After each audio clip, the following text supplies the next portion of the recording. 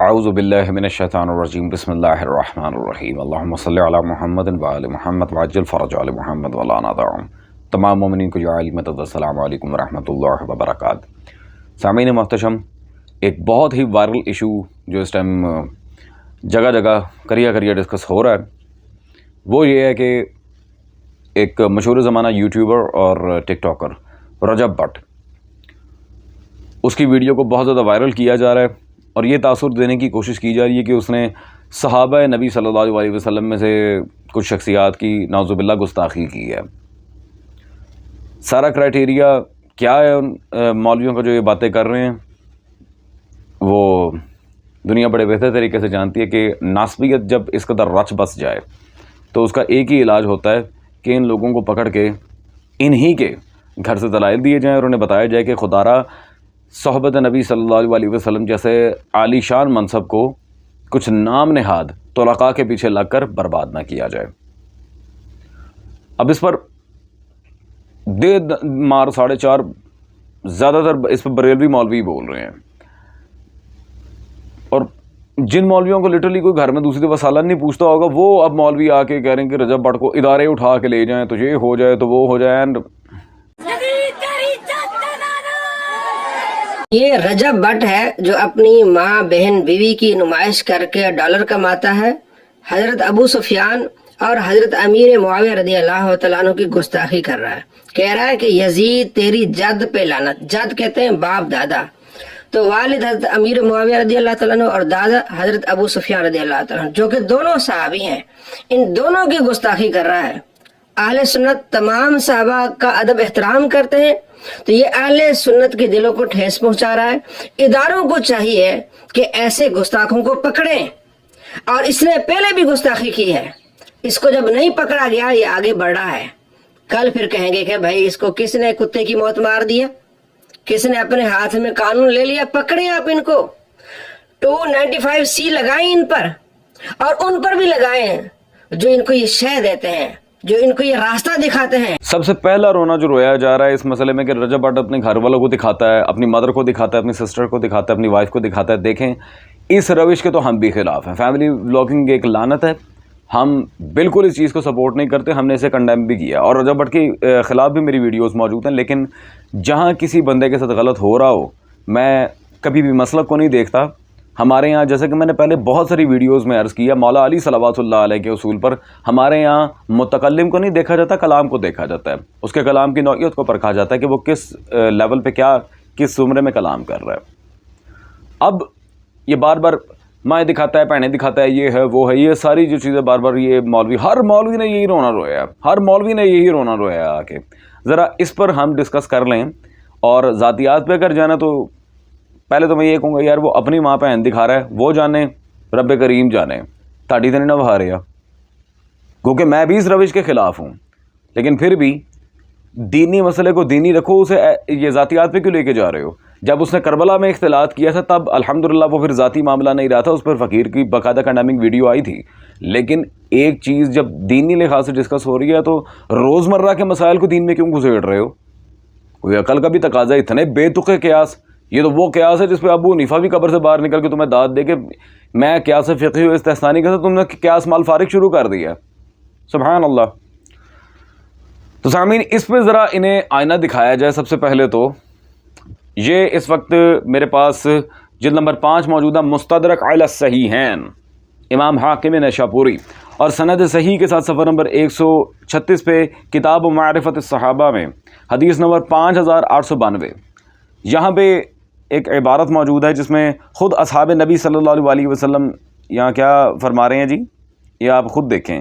باب الاصغر حتی تقدم الى باب ام جمیل امرأۃ من القیس، کہ ام جمیل کے دروازے پہ جب مغیرہ صاحب آئے ہیں، ماشاءاللہ مغیرہ بن شعبہ، تو ابو بکرہ صحابی نیچے کیا فرماتے ہیں جی؟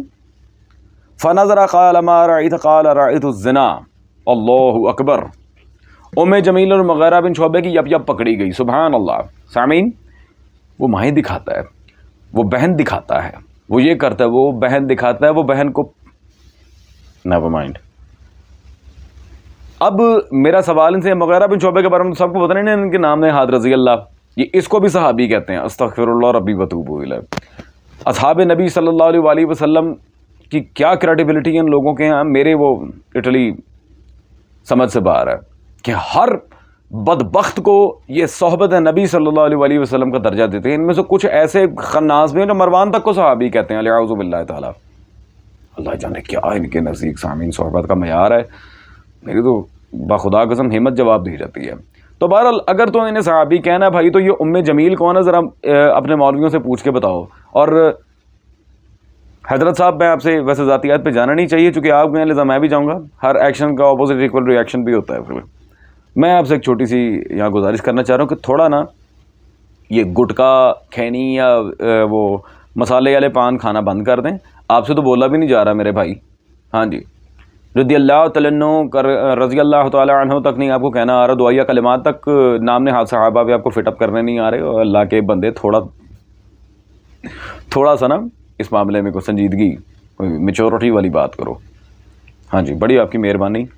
اور بارہا میں اس بات کو کہہ چکا ہوں کہ ابو سفیان اور معاویہ یہ دونوں صحابہ نہیں ہیں. ہزارہا مرتبہ کہہ چکا ہوں قرآن میں اللہ نے جو مؤلفۃ فی قلوبہم کے تحت بات کی ہے وہ طلقاء کون ہے.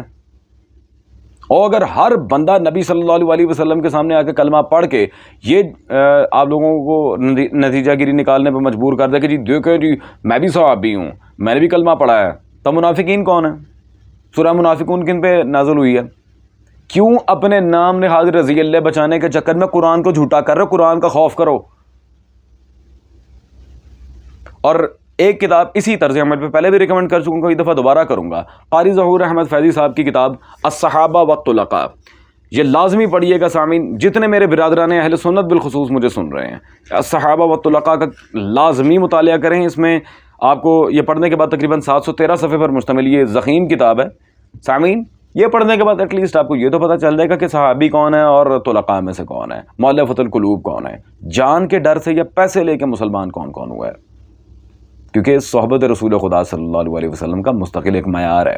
اور یہ تو ہمیشہ بات یہ نام نہاد ناس بھی کرتے ہی معیار سے گری ہوئی ہیں. ان میں تو غیرت نام کی چیز ہی نہیں ہے نا، ان میں تو گولی مارے. اب آگے چلتے ہیں.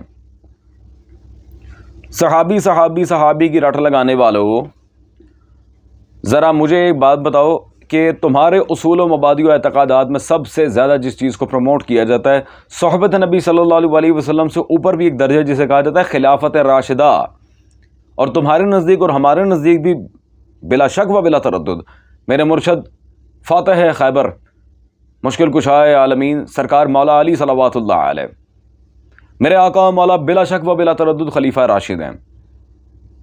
تو خلیفہ راشد کو اس ذات پر بک بک کرنے والا کون ہوا؟ وہ صحابی ہے. اس پہ میں کتاب وہ دکھاؤں گا جو الحمدللہ ان کی نسلیں یاد کریں گی.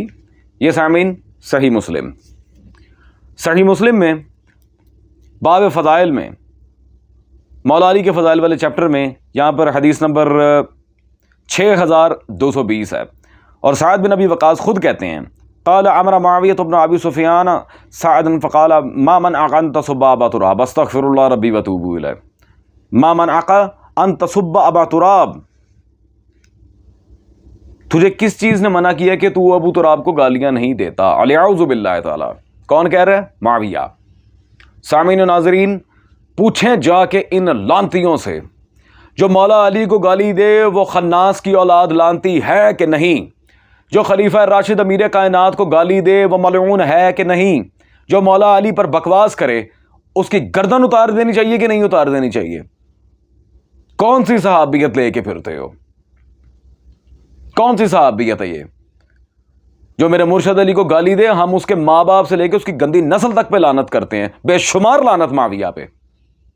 اس میں کون سی بڑی بات ہے لعنت معاویہ پہ. اور جس نے کی ہے ابھی میں وہ بھی دکھاؤں گا، ابھی وہ بھی آ رہی ہے، بلکہ دکھاؤں گا کیا، الحمدللہ پڑھاؤں گا.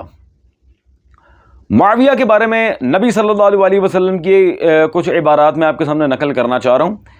اور نقل کرنے سے پہلے ذرا یہ بھی بتا دوں کہ یہ رئیس النواسب ذہبی، اس کی جلد نمبر 4 میزان الاعتدال ہمارے پاس موجود ہے اس وقت. آؤ ذرا حافظ عبد الرزاق الصنعانی جس کی مصنف عبد الرزاق ہے، اس کے چیپٹر میں یہاں پہ حافظ ذہبی صفحہ نمبر 314 پر واضح دو ٹوک الفاظ میں یہاں پہ لکھتے ہیں کہ ابن عدی نے اپنی سند کے ساتھ امام عبد الرزاق کے حوالے سے ان کی سند کے ساتھ ابو سعید خدری سلام اللہ تعالیٰ علیہ کے حوالے سے مرفوع حدیث نقل کی ہے، جب تم معاویہ کو میرے ممبر پر دیکھو تو اسے قتل کر دو۔ اے تیری صحابیت۔ سامعین noted, point to be noted, جب تم معاویہ کو میرے ممبر پر دیکھو تو اسے قتل کر دو۔ نبی صلی اللہ علیہ وآلہ وسلم یہ کہیں گے کہ معاویہ کی توڑ اڑا دینا، تم کہتے ہو صحابی ہے۔ یہ وہ صحابی ہے جسے نبی صلی اللہ علیہ وآلہ وسلم زندہ نہیں دیکھنا چاہتے تھے، یہ صحابی ہے، یہ صحبت کا معیار ہے۔ مولا علی کو گالیاں دے رہا لانتی، نبی صلی اللہ علیہ وسلم کے رہنے توڑ لا دینا پھاڑ کے، یہ صحابی ہے۔ ارے بچ جاؤ بھائی، بچ جاؤ، میں معاویہ کی ذاتیات پہ آ گیا، کام آگے سے آگے نکل جائے گا، چار ابے پہ، بچ جاؤ۔ اور رہ گئی لعنت بر ابو سفیان اور معاویہ کی بات، وہ تو بے شمار، اس میں تو کوئی شک ہی نہیں ہے۔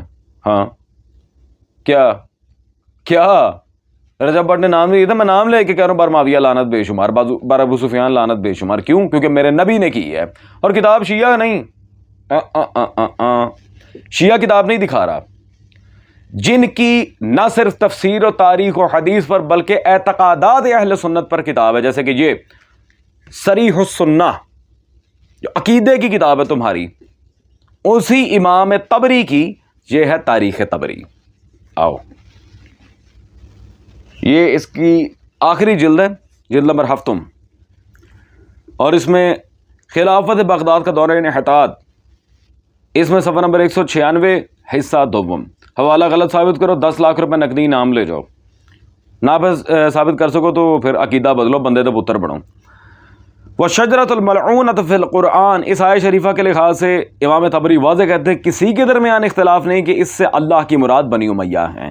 انہی میں سے رسول صلی اللہ علیہ وسلم کا اس حالت کے متعلق ارشاد ہے کہ جب وہ ایک گدھے پر سوار آ رہا تھا، معاویہ اسے کھینچ رہا تھا، اس کا بیٹا یزید اسے ہنکار رہا تھا کہ کھینچنے والے اور سوار ہانکنے والے پر خدا کی لعنت، خدا کی لعنت۔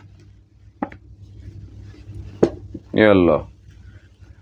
جی سامعین و ناظرین، کیا نبی صلی اللہ علیہ وسلم نے خود ان پہ لعنت نہیں کی؟ امام طبری کہہ رہے ہیں کہ کوئی اختلاف نہیں ہے، اس میں کوئی اختلاف نہیں ہے۔ ادارے پکڑ کے لے جائیں، اٹھا کے لے جائیں، پاکستان کے ادارے تمہارے باپ کے نوکر لگے ہیں؟ ہاں، پاکستان کے ادارے تمہارے اشاروں پہ چلتے ہیں؟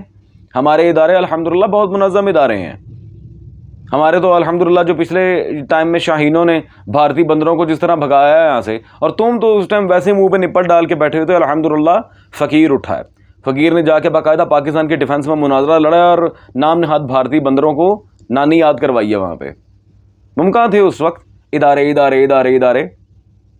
جب وار زون میں تھا پاکستان، اس ٹائم تو کچھ نہیں بولے، اب تمہیں ادارے یاد آ گئے۔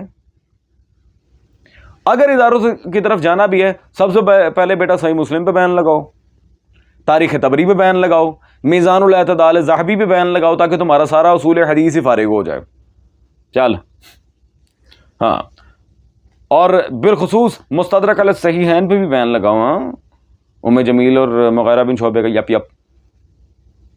اب پتہ چلا پہنے دکھانے اور کروانے میں کیا فرق ہے، سمجھ آئی نا؟